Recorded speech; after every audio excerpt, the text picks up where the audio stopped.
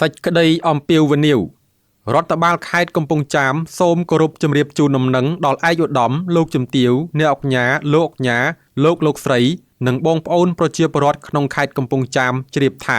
រដ្ឋបាលខេត្តកំពង់ចាមបានរៀបចំទទួលនៅអំណោយគ្រប់ប្រភេទដូចជាថវិកាស្បៀងអាហារគ្រឿងឧបភោគបរិភោគសម្ភារៈប្រើប្រាស់នានាព្រមទាំងថ្នាំពេទ្យដើម្បីយកទៅចែកជូនដល់វីរៈកងទ័ពជួរមុខដែលបាននឹងកំពុងតស៊ូការពារបន្ទាត់ព្រំដែនកម្ពុជាថៃប្រកបដោយភាពក្លាហានមោះមុតប្រឆាំងនឹងសត្រូវឈ្លានពានប្រកបដោយស្មារតីស្នេហាជាតិមាតុភូមិព្រមទាំងបងប្អូនប្រជាពលរដ្ឋដែលត្រូវបានជម្លៀសខ្លួនមកកាន់មណ្ឌលសុវត្ថិភាពនានាក្នុងខេត្តព្រះវិហារខេត្តឧត្តរមានជ័យនិងកងពលតូចអន្តរាគមន៍លេខ6ចំណុះកងពលធំអន្តរាគមន៍លេខ2ដែលជាកងពលសម្ព័ន្ធមេត្រីភាពជាមួយខេត្តកំពង់ចាមក្នុងស្មារតីស្នេហាជាតិមាតុភូមិស្រឡាញ់ទឹកដី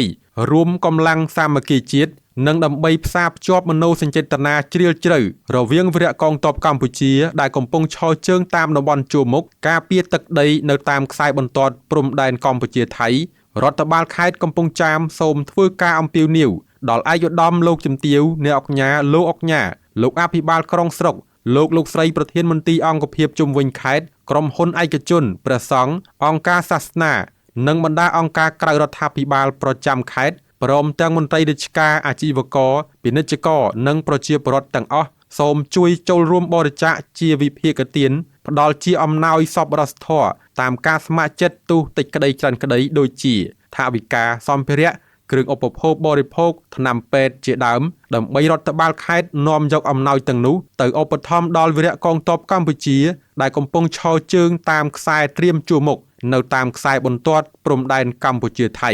រដ្ឋបាលខេត្តកំពង់ចាមសង្ឃឹមនឹងជឿជាក់លើស្មារតីស្នេហាជាតិស្រឡាញ់ទឹកដីកម្លាំងសាមគ្គីនិងការចូលរួមលើកទឹកចិត្តពីសំណាក់ឯកឧត្តមលោកជំទាវអ្នកអង្គញាលោកអង្គញាម្ចាស់ក្រុមហ៊ុនពាណិជ្ជករអាជីវករអស់លោកស្រីបងប្អូនប្រជាពលរដ្ឋជូនចំពោះវីរៈកងទ័ពកម្ពុជាដែលកំពុងឈរជើងនៅជួរមុខការពារទឹកដីនិងមាតុភូមិនៃយើងឲ្យបានគង់វង្សថ្ងៃពុធ5រោចខែមេគសេ